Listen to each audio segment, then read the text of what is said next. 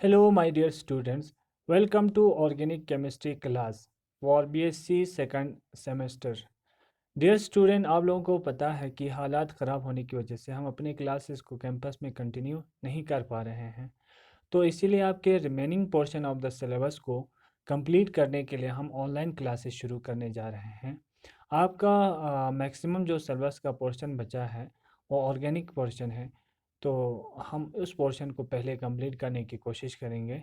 फिर जो remaining portion है या कुछ ऐसे टॉपिक है आप लोगों को रिवाइज़ करना है, तो इसी तरीके से हम ऑनलाइन क्लासेस के थ्रू उसको कंप्लीट करने की कोशिश करेंगे। तो डियर स्टूडेंट्स, आज हम डिस्कस करने जा रहे हैं इलेक्ट्रोफिलिक एरोमेटिक सब्स्टिट्यूशन रिएक्शंस के बारे में।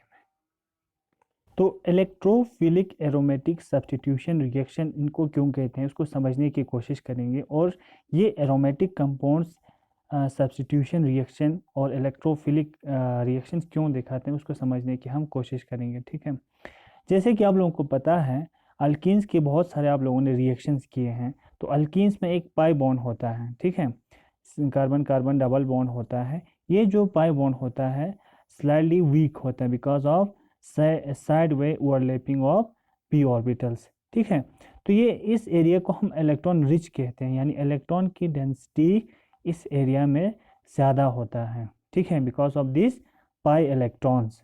और उस जब यहाँ पे इलेक्ट्रॉन की डेंसिटी ज़्यादा है तो कोई भी इलेक्ट्रॉन डिफिशिएंट स्पीशीज जिसको हम इलेक्ट्रोफाइल कहते हैं वो इस पे अटैक कर सकते हैं, जिसकी वजह से अल्कीन के डबल बॉन्ड पे इलेक्ट्रोफाइल का एडिशन इजीली हो जाते हैं, और उस टाइप के रिएक्शंस को हम क्या कहते हैं, एडिशन रिएक्शन। तो डियर स्टूडेंट्स, अगर आप बेंजीन का स्ट्रक्चर देखते हैं तो बेंजीन का स्ट्रक्चर ये है, ठीक है, 6 मेंबर्ड रिंग है। लेकिन इसमें क्या है, बीच में एक पाई इलेक्ट्रॉन का क्लॉड है। ठीक है, 6 पाई इलेक्ट्रॉन से, और ये इलेक्ट्रॉन क्लॉड बिल्कुल यहाँ पे सर्कुलेट करते रहते हैं, जिसको हम एरोमेटिक सेक्सटेट भी कहते हैं। ठीक है ना, तो ये पाई इलेक्ट्रॉन की वजह से इसमें इलेक्ट्रॉन डेंसिटी क्या है, हाई है। ठीक है, तो जब इलेक्ट्रॉन डेंसिटी हाई है तो यहाँ पर भी इलेक्ट्रोफाइल अटैक कर सकते हैं, तो इसलिए ये दिखा सकते हैं इलेक्ट्रोफिलिक। अब है एडिशन क्यों नहीं, अल्किन तो एडिशन, इलेक्ट्रोफिलिक एडिशन दिखा रहे थे, ये सब्स्टिट्यूशन क्यों दिखा रहे, सब्स्टिट्यूशन का मतलब एक जाते हैं एक आते हैं, यानी एक की जगह पे दूसरा आना, इसको हम सब्स्टिट्यूशन रिएक्शन कहते हैं। तो यहाँ पे अगर एडिशन रिएक्शन होता है, से फॉर एग्जांपल आपकी डबल बॉन्ड है, डबल बॉन्ड है, एक डबल बॉन्ड पे आपका एडिशन रिएक्शन हुआ, इलेक्ट्रोफाइल वहाँ पे ऐड हो गया। ठीक है, अगर वहाँ पे इलेक्ट्रोफाइल ऐड हो जाते हैं तो यहाँ ऐसे इलेक्ट्रोफाइल ऐड हो जाएगा, फिर इसकी जो कंजुगेशन है, एरोमेटिसिटी है, वो क्या हो जाएगा, ब्रेक हो जाएगा।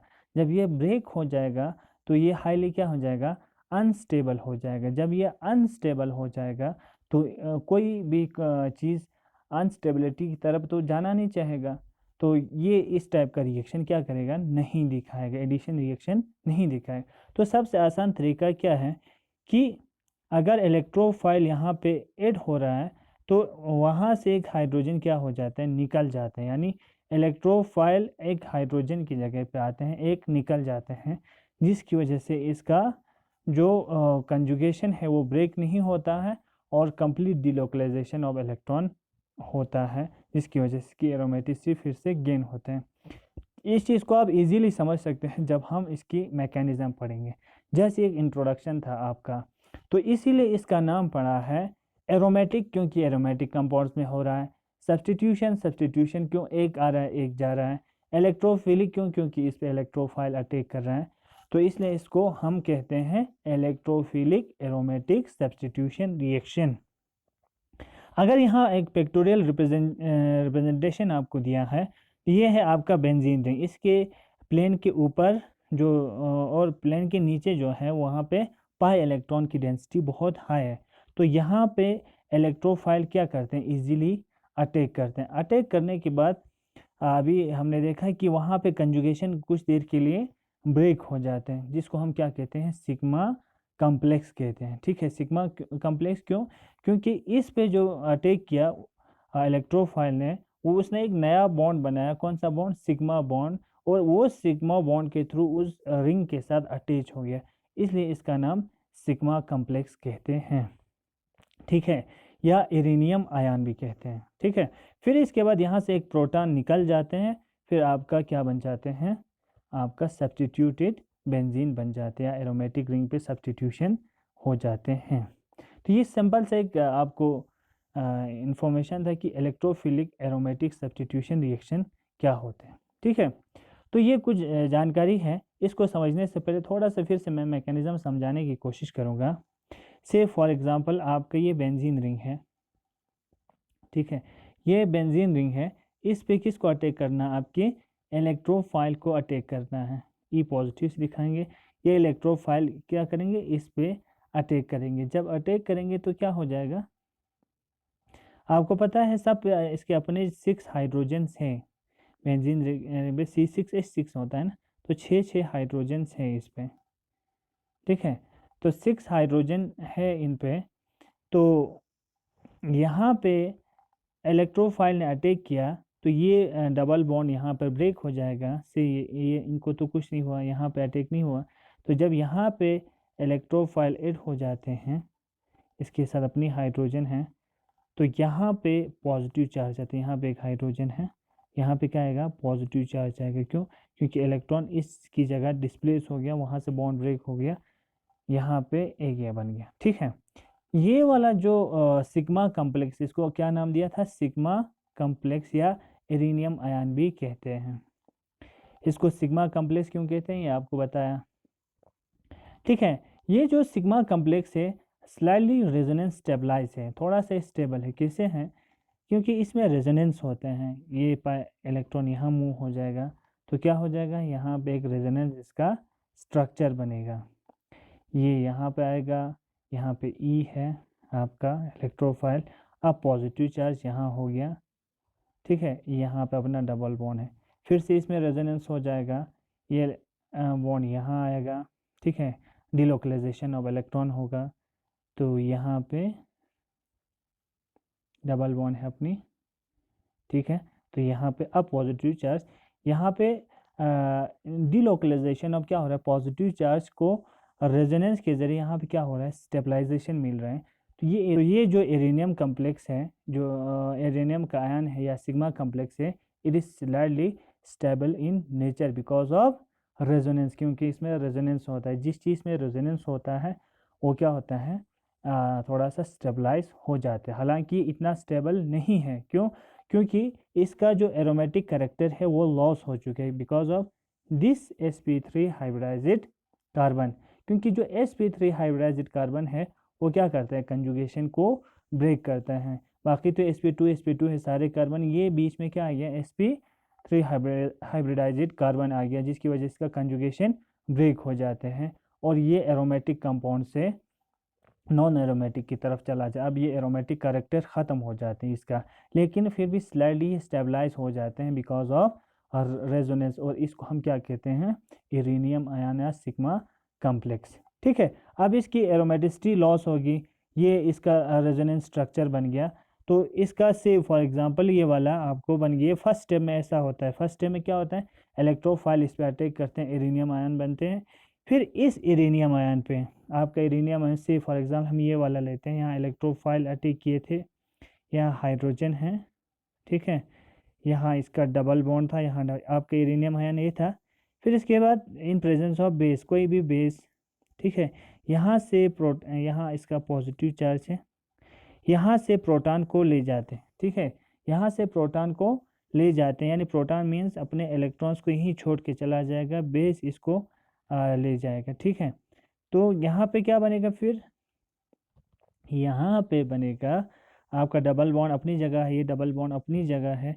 अब यहाँ इलेक्ट्रॉन शेयरिंग हुआ, ये डबल बॉन्ड आ गया, इलेक्ट्रोफाइल एक यानी प्रोटॉन क्या किया? इसने लॉस किया, और यहाँ पे एडिशन ऑफ इलेक्ट्रोफाइल हो गया, यानी सब्स्टिट्यूशन हुआ, एक प्रोटॉन की जगह एक इलेक्ट्रोफाइल आ गया। इसलिए इस रिएक्शन को क्या कहते हैं? Electrophilic substitution electrophilic aromatic substitution reaction कहते हैं। ठीक है, तो फर्स्ट स्टेप में एरिनियम आयन, फिर एरिनियम आयन अपने प्रोटॉन को लॉस करते हैं और वहाँ पे क्या बनते हैं, वहाँ पे आपका फिर एरोमेटिक कैरेक्टर गेन करके फिर वो सब्स्टिट्यूटेड कंपाउंड बनते हैं। तो हमने देखा एक सिग्मा कॉम्प्लेक्स बनते हैं जिसको हम एरेनियम आयन होते हैं कहते हैं। वो एरोमेटिक नहीं होते हैं बिकॉज ऑफ sp3 कार्बन की वजह से, वो इसको इंटरप्ट करते हैं इसके p ऑर्बिटल्स को। ठीक है ना, वहाँ पे फिर वो कंजुगेट नहीं कर पाते हैं।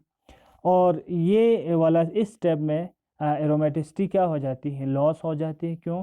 क्योंकि वहाँ पे एडिशन हो गया, ब्रेक हो गया कंजुगेशन। इसलिए जो पहला स्टेप होता है वो हाईली एनर्जेटिक होता है, आपको बहुत सारा एनर्जी वहाँ पे देना पड़ता है। ठीक है, फिर इसके बाद वो सिग्मा जो कॉम्प्लेक्स है अपने एरोमेटिक कैरेक्टर को फिर से क्या करते हैं, गेन करते हैं। कैसे गेन करते हैं? अपने एक प्रोटॉन को लॉस करते हैं। ठीक है, लास्ट में फिर एरोमेटिक सब्स्टिट्यूटेड प्रोडक्ट बन जाते हैं। ठीक है, तो ओवरऑल रिएक्शन हमारा क्या बन जाएगा, इलेक्ट्रोफिलिक एरोमेटिक सब्स्टिट्यूशन रिएक्शन।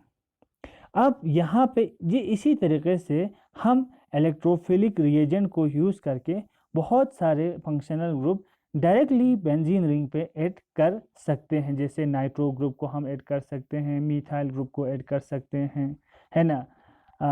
बहुत सारे इलेक्ट्रोफाइल को वहाँ पे अटैक करके हम बेंजीन के रिंग के ऊपर सब्स्टिट्यूशन कर सकते हैं। तो ये बहुत ही इम्पोर्टेंट एक मेथड्स है। जैसे आप फिनोल कैसे बना, बेंजीन पे और जाके बना, नाइट्रो बेंजीन कैसे बना, बेंजीन के ऊपर नाइट्रो ग्रुप को अटैक करके बना। तो इसी तरीके से हम बहुत सारे आप बेंजीन रिंग के ऊपर क्या कर सकते हैं, सब्स्टिट्यूशन रिएक्शन कर सकते हैं और बहुत से सारे फंक्शनल ग्रुप को हम उस पर इंट्रोड्यूस कर सकते हैं directly on the benzene ring.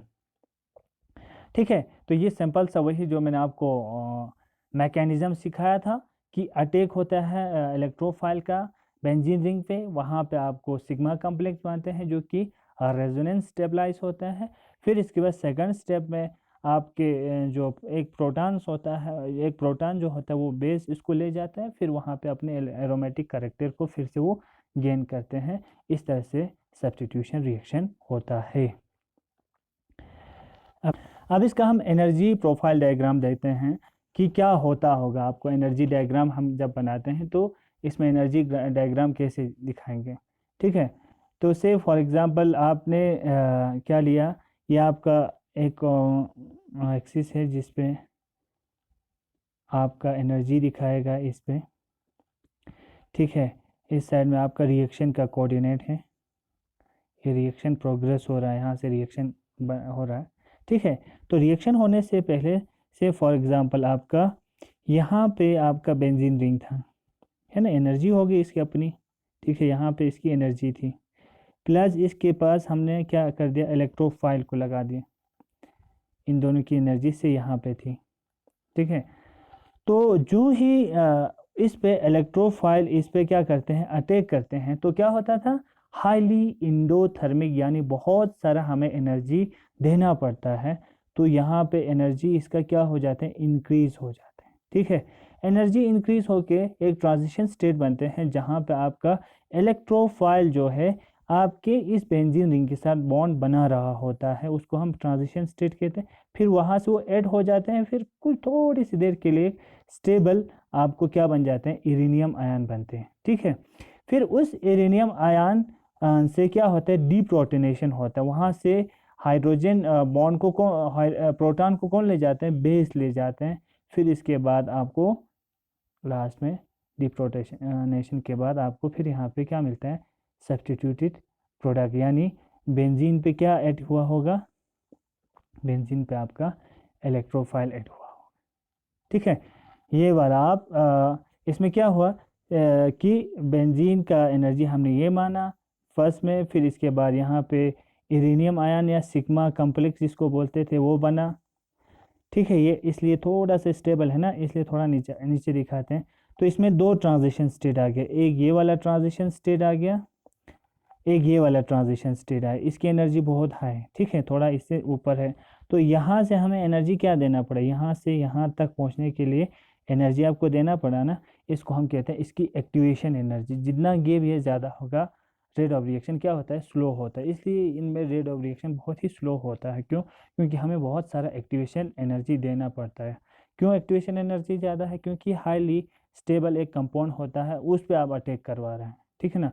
उसको फिर अनस्टेबलाइज करने के लिए आपको तो बहुत सारा एनर्जी देना पड़ेगा ना, इसलिए इसकी जो है एक्टिवेशन एनर्जी हाई है। फिर वहाँ पे इस ट्रांजिशन स्टेट के बाद एक कॉम्प्लेक्स बनता है, सिग्मा कॉम्प्लेक्स, जो थोड़ा सा स्टेबल होता है बिकॉज ऑफ रेजोनेंस। फिर इसके बाद वहाँ पे वो ब्रेक प्रोटॉन्स वहाँ से ब्रेक हो जाते हैं, निकल जाते हैं, फिर से इसके एरोमेटिक कैरेक्टर गेन हो जाते हैं, ठीक है। तो इस तरह से ये रिएक्शन, इसका जो रिएक्शन का एनर्जी डायग्राम है। सिंपली आप याद कर ऐसे याद रख सकते हैं कि समझो आप ये एक तो चढ़ाई टाइप का है बिल्कुल, इस पे अपनी साइकिल को ऐसे ले जाता है ना, बहुत सारा आपको एनर्जी देना पड़ता है।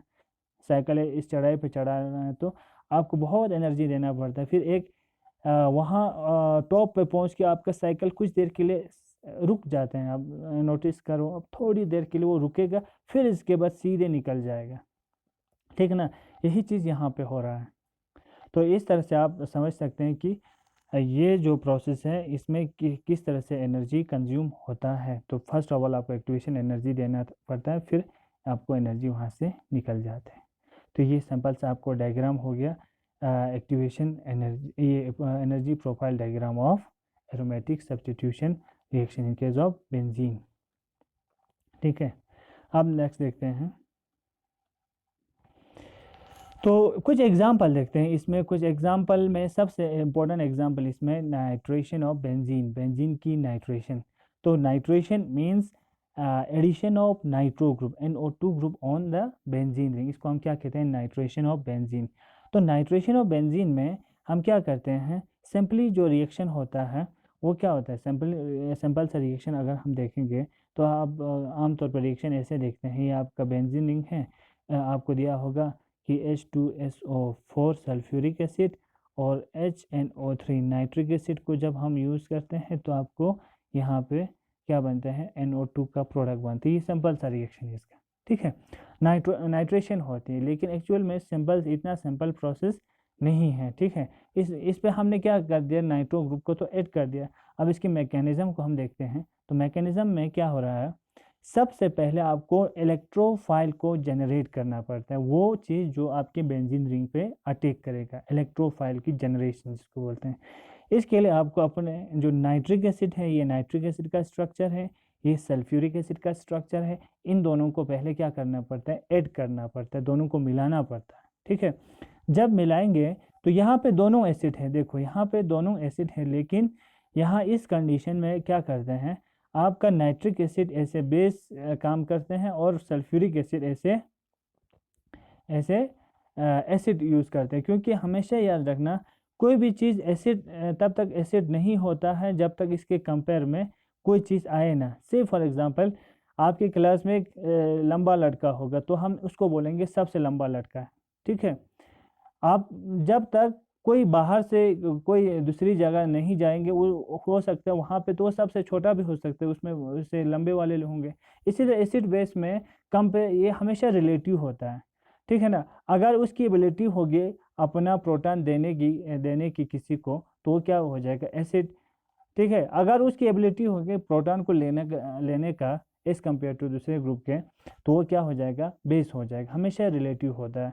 तो हमेशा हम कहते हैं नाइट्रिक एसिड को एसिड, लेकिन यहाँ ऐसे बेस, क्योंकि ये अपने लोन पेयर को दे रहा है और प्रोटॉन एक्सेप्ट कर रहा है किससे, सल्फ्यूरिक एसिड से, और सल्फ्यूरिक एसिड अपने प्रोटॉन को दे रहे हैं, तो ये ऐसे एसिड यहाँ पे काम कर रहा है, ठीक है। तो यहाँ पे ये वाला आपको इंटरमीडिएट बनेगा, यहाँ पे ये सॉरी एक ट्रांजिशन स्टेट बन जाएगा यहाँ पे। फिर इसके बाद यहाँ से टोटली ये ब्रेक होके वाटर निकल जाएगा और नाइट्रोनियम आयन NO2 पॉजिटिव यहाँ निकल जाएगा, जो कि आपका क्या होगा, इलेक्ट्रोफाइल होगा। अब वो इलेक्ट्रोफाइल की तरह काम करेगा। अब ये जो इलेक्ट्रोफाइल है, अब वो इस बेंजीन रिंग पे क्या करेगा, अटैक करेगा। जिस तरह से किस तरह से अटैक करेंगे, जो पहले हमने वो मैकेनिज्म दिखाया था ई पॉजिटिव की फॉर्म में। अब NO2 यहाँ पे अटैक किया तो यहाँ NO2 ऐड हो गया। फिर ये थोड़ा सा क्या हो जाएगा, सिग्मा कम्प्लेक्स बनेगा, ठीक है। सिग्मा कम्प्लेक्स क्या होता है, रेजोनेंस स्टेबलाइज होता है। अब ये कुछ देर के लिए क्या हो जाएगा, ये स्टेबलाइज हो जाएगा, ठीक है। फिर इसके बाद सेकंड स्टेप में क्या होता था कि आपका जो H2SO4 था ना, H2SO4, इसने अपना क्या दिया था, H पॉजिटिव दिया था नाइट्रिक एसिड को, तो क्या बना HSO4 नेगेटिव, इसका कंजुगेट बेस बना था ना। ये बेस जो है ये बेस की तरह काम करेगा और यहाँ से एक प्रोटॉन को क्या करेगा, वहाँ से इसको एब्स्ट्रैक्ट करेगा, वहाँ से वो ले जाएगा, ठीक है। वहाँ से निकालेंगे तो ये अपने इलेक्ट्रॉन पेयर को यहाँ छोड़ेगा, यहाँ डबल बॉन्ड बनेगा और यहाँ क्या हुआ NO2H2SO4 फिर से सॉल्यूशन में निकल जाएगा। यहाँ पे क्या हो, फिर नाइट्रोबेंजीन बन गया। इस रिएक्शन को हम क्या कहते हैं, नाइट्रेशन ऑफ बेंजीन, ठीक है। तो डियर स्टूडेंट्स, आपको इलेक्ट्रोफिलिक एरोमेटिक सब्स्टिट्यूशन रिएक्शन क्या होते हैं थोड़ा सा समझ में आया होगा कि इलेक्ट्रोफाइल बेंजीन रिंग पे अटैक करते हैं। क्यों अटैक करते हैं, क्योंकि बेंजीन का रिंग हाईली इलेक्ट्रॉन रिच एक स्पीशीज़ है, तो वहाँ पे इलेक्ट्रोफाइल अटैक कर सकते हैं। तो इलेक्ट्रोफाइल अटैक करने के बाद उसका एरोमेटिक कैरेक्टर लॉस हो जाते हैं। तो अपने एरोमेटिक कैरेक्टर को कंटिन्यू रखने के लिए अपने एक प्रोटॉन को लॉस करते हैं, फिर इसके बाद वहाँ पे इलेक्ट्रोफाइल इजीली ऐड हो जाते हैं। उसको समझने के लिए हमने नाइट्रेशन का एग्जांपल लिया। तो इसके बाद हम सेकंड क्लास में आपका कुछ और एग्जांपल पढ़ेंगे। तो thank you very much, thank